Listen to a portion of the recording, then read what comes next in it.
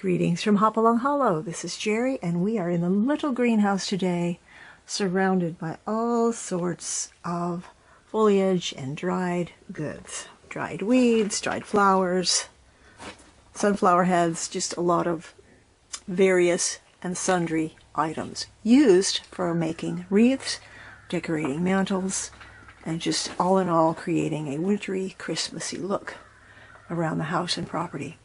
So what I've done is what I always do, gathered greens from around here. And the easily accessible things here are holly, privet and boxwood. I have a lot of ivy, and we have a lot of cedar. And then of course we have all the dried ingredients that have been in the herbarium, and a lot of dried flowers, dried weeds, lamb's ear, all sorts of things used to create really pretty mantles and shelves. So all of it's pretty much natural and easy to do, and it's free. In the last couple of years I've done several videos on wreaths, so I'm really not going to go into the details of wreath making because it's a pretty easy and simple thing to do. Basically, I will always use either a moss-covered form or a grapevine wreath. This is one from last year that I had tucked away in the herbarium, and you know what? I think it still looks pretty nice. A lot of the elements on here I can actually save, and in a funny sort of a way, I love the way this ivy has kept its form, and yet it's turned to a dark olive green, and it just looks really old and pretty, and I might just hang it as is once again. That would have been a wreath that lasted for an entire year. But I think I'll also tuck in a little more refreshing ivy into this wreath, just to liven it up just a little bit. But other than that, I'm going to do nothing to this old wreath, because I love the way it looks, just like this. Now these are really easy and fun to make. It's a sunflower head on which I have hot glued yarrow all the way around the edge, and then bay leaves for the petals and the leaves. And these I'm going to use in some wreaths. I'm going to use a lot of teasel. I have used almost all of the dried flowers up that I've had by spreading them across the house and putting them in vases. This is kind of pretty. This is boxwood from last year that dried and just turned this sort of a beigey, ivory, yellow, I don't know what you would call it, but it adds a lot of contrast to those dark green leaves that I put on. And of course you've got your cranberries and your dried orange slices, and you've got the money plant, which is always so fun. And I love these little berries from the beautyberry bush. And ours is a white beautyberry bush, but you could easily put a little spray paint on these and have red berries as well. Then there are allium heads and wooden birds. So these are simple mantles to make just by going out in the yard, in the woods, in the park, in the meadow, and finding whatever you can to make a pretty and unique looking wreath.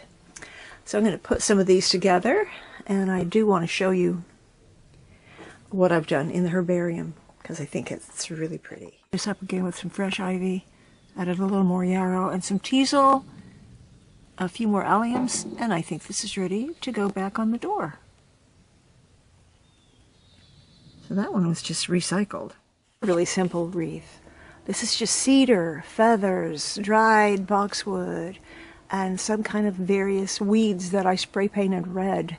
And it's simple, easy. I think it took me about 10 minutes to put that together. Just a simple, beautiful wreath on the window of the herbarium. And I'll show you what I did inside. On the beam here of the herbarium, last couple months ago, we had a lot of herbs and dried flowers hanging here. And now we're just hanging holly and tiny lights. In our potpourri video, you may remember that I suggested you save everything in your garden that still has color. And as you can see, these have kept their color so beautifully. We'll be making some potpourri out of that today.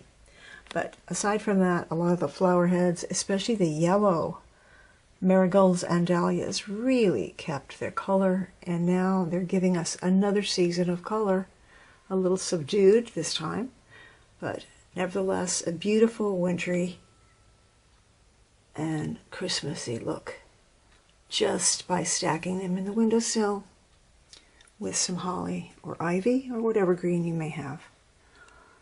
String some ivy from the windows, and of course the inevitable orange slices. These orange slices have seen better days. They've turned kind of a coppery color. That's because I've had them for a year now. I used them last year. I think this will probably be their last year.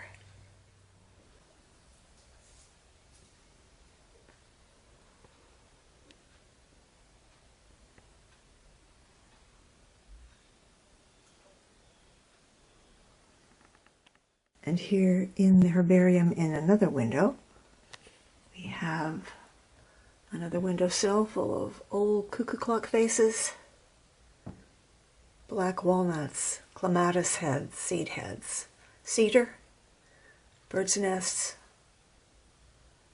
and little beauty berries. Just pretty as can be. And hanging from the window, let's see, teasel, holly, lamb's ear, a little bit of, yeah.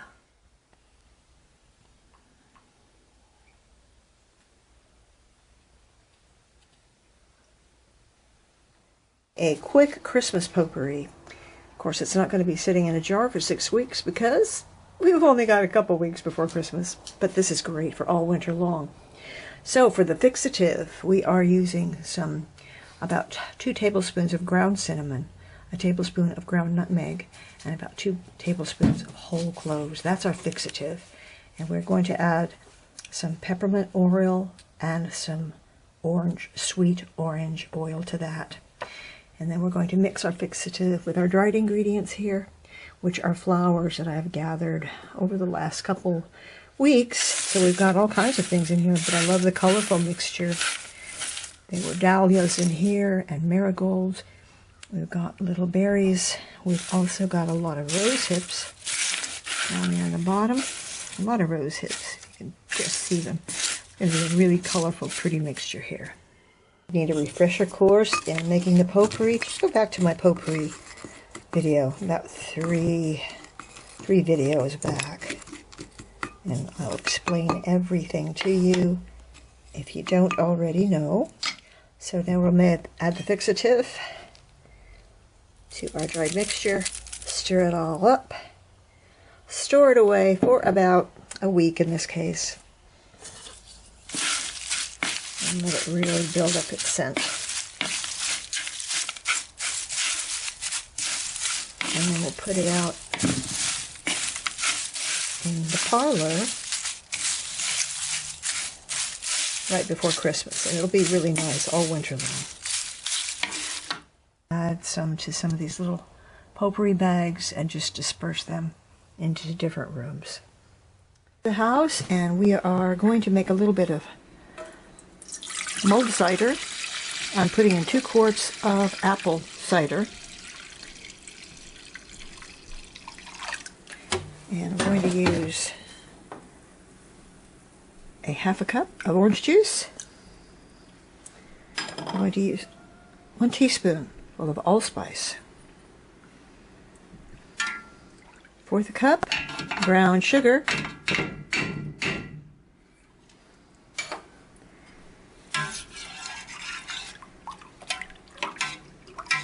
A few cloves.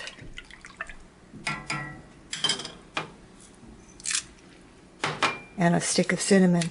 I'm going to let that simmer for about 20 to 30 minutes. And then I'm going to bring a cup of that into the living room, and we're going to do another antiques tour. This is a mantle in the living room. And this mantle also was simple as can be. Just once again, using up my dried flowers, the ones that had fallen off the stems, just the buds, the heads, some ivy. All those beautiful dried flowers look so lovely, even in this condition. So I hang them along a garland here, and then I just set them along the mantle, like so. Stella is here again. Oh no, Stella is so much trouble. I swear, Stella. Say hello, Stella. Okay, I have brought this wreath into the house. This is the one that I used in making the sunflowers with the bay leaves and the yarrow and the sunflower heads. So this is a really simple wreath. Everything I do is just really easy and can be put together so quickly. I used boxwood on this, but you could easily use privet, a lot of teasel, and a lot of clematis heads. And that's all I needed. It's really, really pretty, and it's really simple. And you know, I don't use a hot glue gun or anything like that. I just stuff everything in securely into that grapevine wreath. The only things that had to be fastened are the little sunflowers, and what I did is I put little grapevine wreaths on the bottom I did hot glue those onto the bottom, and then I put wire and I hung those on the sides of the wreath. Very simple. And when the wreath is done with, you can take those sunflowers off and use them somewhere else for something else. So, this is on the pie safe.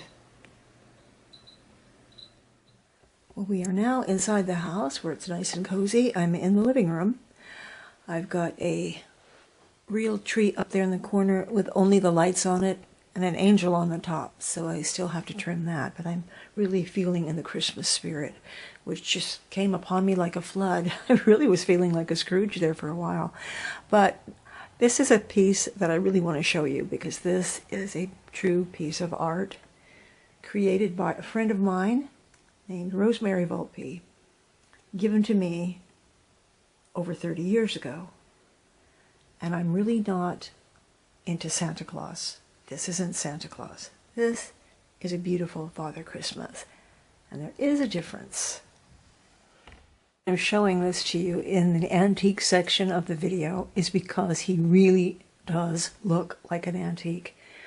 And although he has only 30 years on him, the way that she created him and all the little toys that she made are simply absolutely reminiscent of the late 1800s. This actually was a gift from Rosemary. She made him specifically for me because I was instrumental in getting all her Santas into a magazine, because I was acquainted with the editor of the magazine at the time. So in gratitude, she made this for me. She never had to do that. But I mean, I went into her studio. She let me pick out all the little toys that I wanted him to have. Oh, it was so fun. It was like a toy shop. She made everything. So here you have this beautiful little speckled horse, a drum set. Look at this little Jack-in-the-Box. All sculpted, all the little boxes handmade, a little tin star.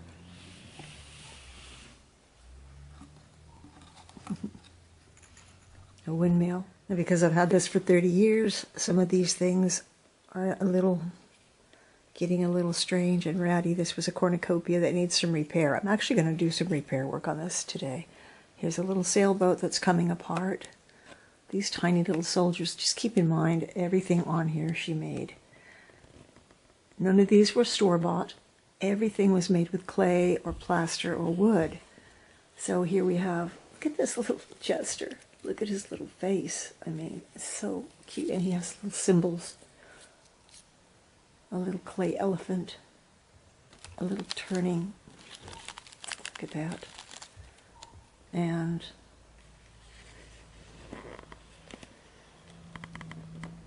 this little dolly. This could actually pass for a very old antique. That is how incredible it is. It really does look old. Bags of oranges, little hat boxes, a Noah's Ark. Look at this little sunshiny face. I think the only thing on here she didn't make was the brush bottle tree. But he really had to have that because an old Father Christmas would have had one.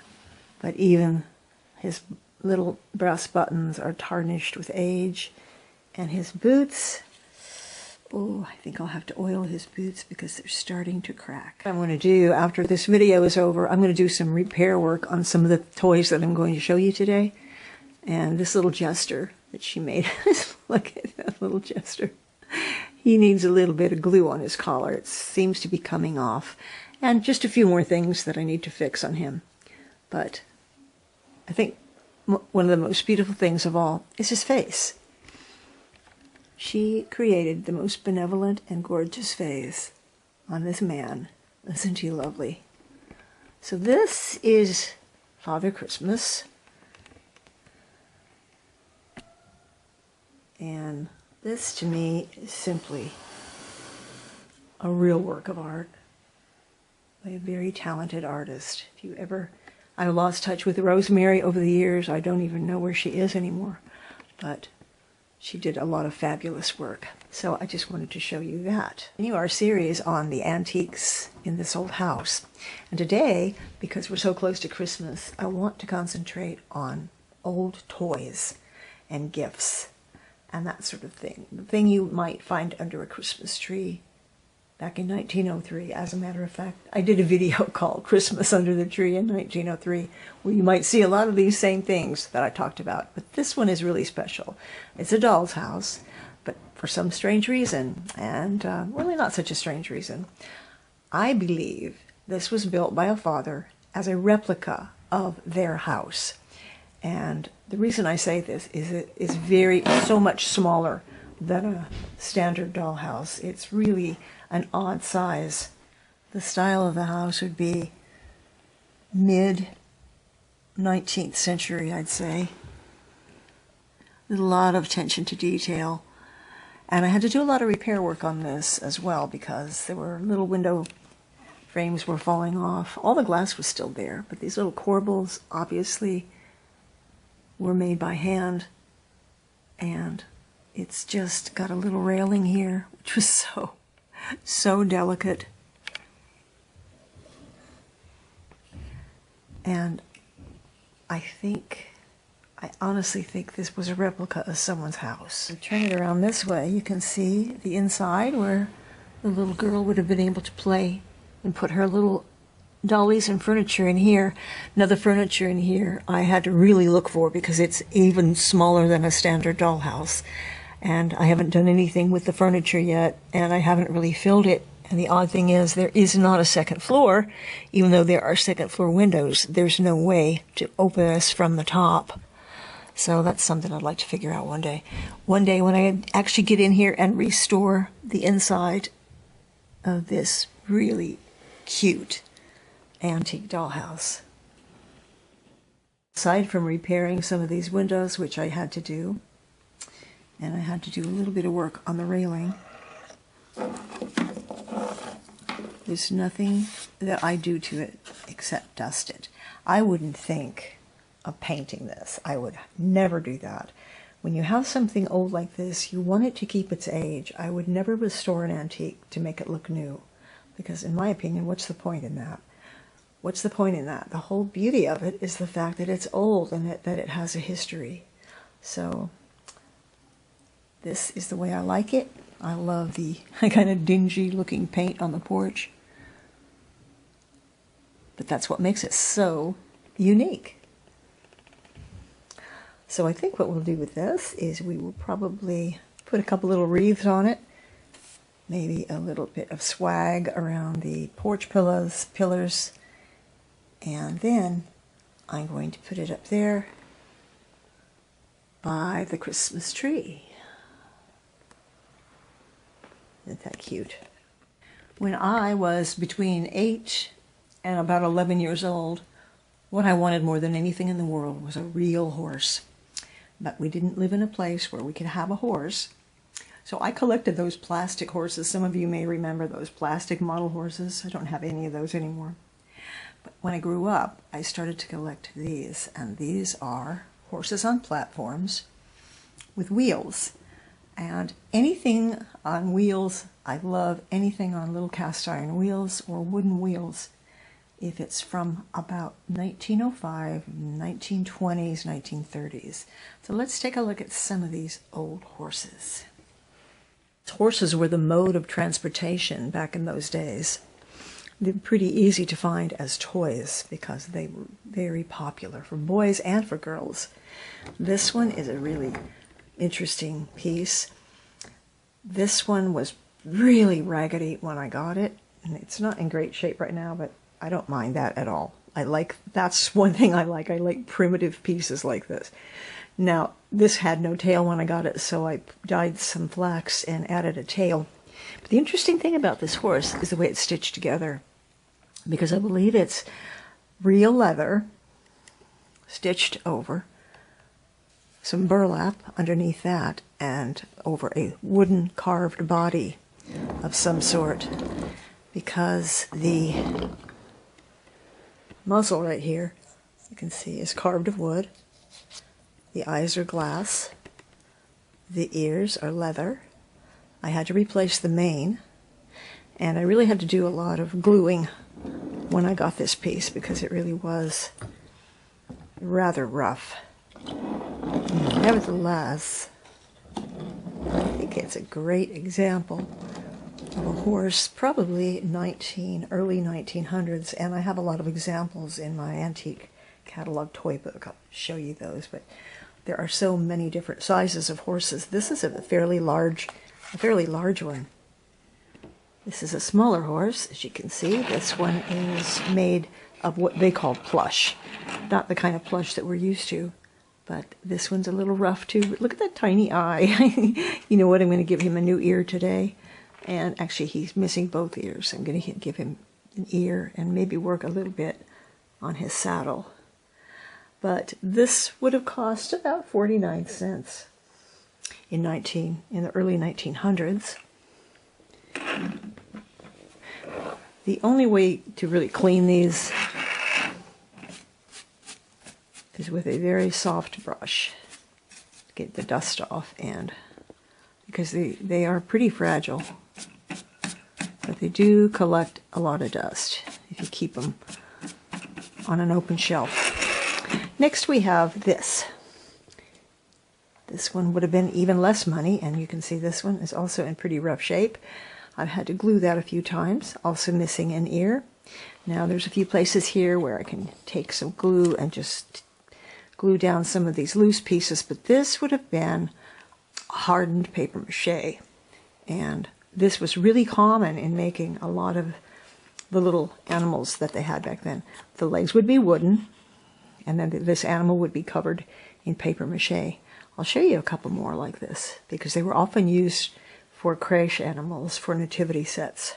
This one needs to go into the horse hospital, because as you can see, the paper mache is completely broken off the legs, all the legs, leaving nothing but wood. We need some ears, and we need a wheel. There's a little wooden wheel is missing, so this one's going into the hospital. This little donkey's in the best shape of anybody, and I think it's because it's a more recent date, and I'm going to date this around the 1930s or so. This actually is the kind of plush that we're more used to. It's got a little felt blanket. His little wheels are wooden, which also indicates a later date, and he is in pretty good condition. And honestly, you don't see very many donkeys on wheels. Usually they're horses. So since I have donkeys, I just think this little guy is great. Now prices on these really vary depending on the condition, of course. Generally, for an older horse or an older animal on wheels like these, you're looking at around the 1900s, 1920s, and anywhere from $40 up to $300 if they're in really good shape. Is one of the best pieces here. The wagon being pulled by two horses. The horses are flat, and the chromolithography was a new printing process at the time, and so they used this on a lot of toys.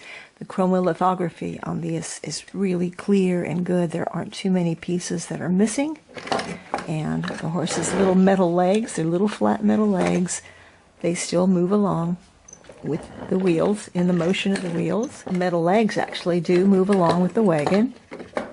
If you were to pull this across the floor as a child, That would have been a really fun so-called mechanical toy. But let me give you a close-up of another one. You see, this is another one. This one looks to me like it's not lithographed. It looks like it was printed right on this thin piece of wood. So this was printed right upon the wood. And this little horse has also little tin legs that really aren't meant to move, but it is pulling a very fine wagon. In fact, this little horse is pulling such a huge wagon. He attaches right here that I honestly don't know how he managed it.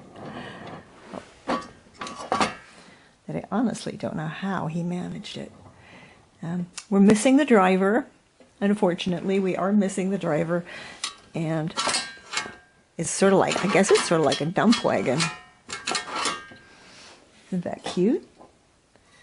I got this on eBay about 10 years ago.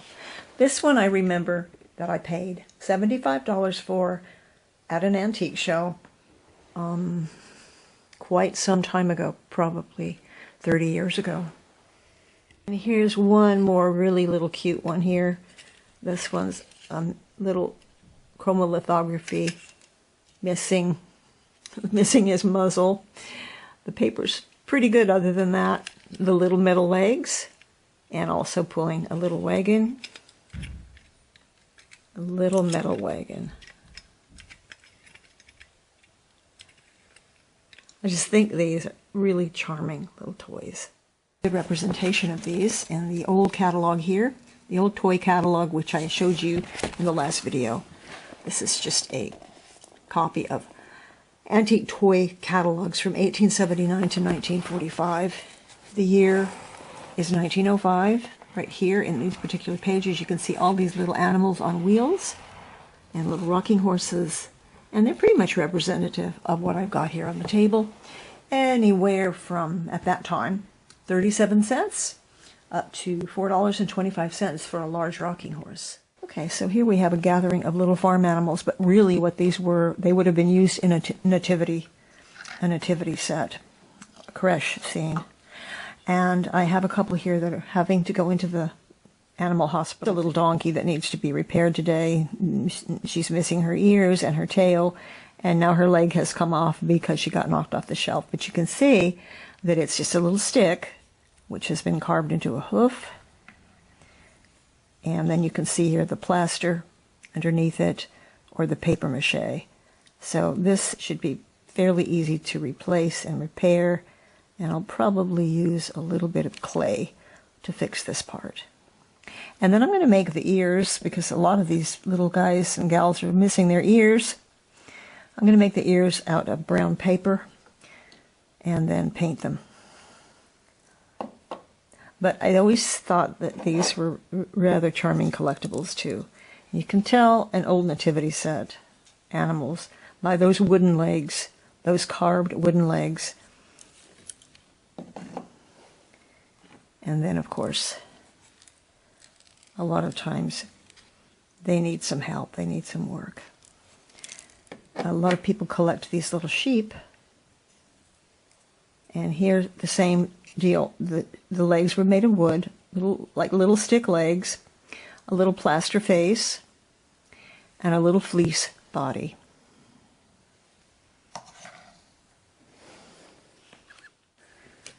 Here we have a pretty cute little goat who also has a broken leg. We've got to fix that. I'm going to be very busy today. But you can get some really cute reproductions too. This is a reproduction.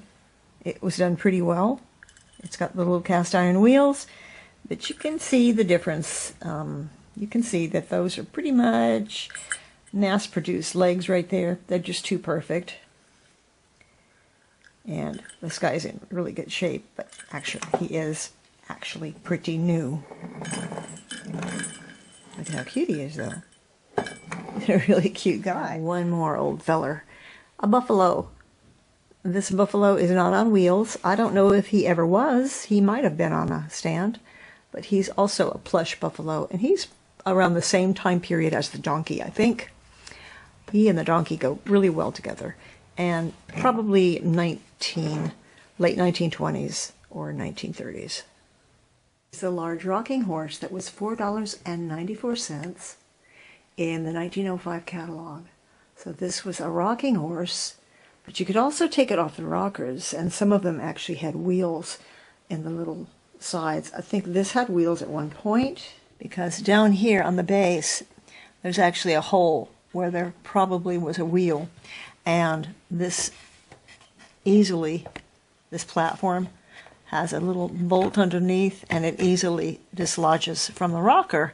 So I guess it could have been a rolling horse or a rocking horse. I think the rocking horse would have been a lot more fun. These horses were made over a wooden form with burlap. This is burlap, covered in burlap.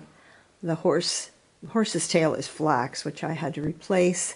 I also had to replace the mane. His mane was not in good shape, and he's got a few little bits and tears here and there, but he still has a nice bridle and some nice leather reins, a wooden muzzle, and he's got nice glass eyes. So he's very expressive. This horse, when I was visiting my family in Colorado, and my mom and I went antiquing, and I found this horse at a pretty good price. I didn't know how I was going to get it home because I was traveling by plane. But back in those days, you could take 4 pieces of luggage. So we packed him up really well in a great big box, and it just counted as a suitcase. I brought him home here to Tennessee, and he's been here ever since. I consider this a really beautiful piece of folk art. No longer in service as a rocking horse, but it is a beautiful decoration. And normally this is on top of a great big cupboard in our keeping room, also known as the snug. But for now, it's doing some Christmas duty and winter duty here in the living room. Show you antique horses without showing you this hobby horse here. This was something I have never seen one since. I've never seen one before I bought it. I've never seen one since. This is one of those little stick horses that you would get on it and ride across the prairie. It's also made of the same material as those little horses with the stick legs. But this is a good size, and just for any child. I don't know if you remember these stick horses. They used to have kind of like a vinyl head, I think, but this one has a plaster or paper mache head. And it didn't come with a stick. I just got a dowel to put inside. But I think he's a really good display piece. This little red house looks pretty good when it's all decked out for the holidays. Don't think I've ever seen it so festive and sweet. And you know, it looks really good with that sampler behind it. In the next video, our antique discussion will be about antique textiles. So we'll talk about samplers and embroidery, coverlets, quilts, and hooked rugs. We'll also be cooking some Victorian Christmas meals. Charles Dickens style, really. And I hope that you will join us next time. And I've got to get this tree trimmed. So from Hopalong Hollow, this is Jerry, and we will see you next week.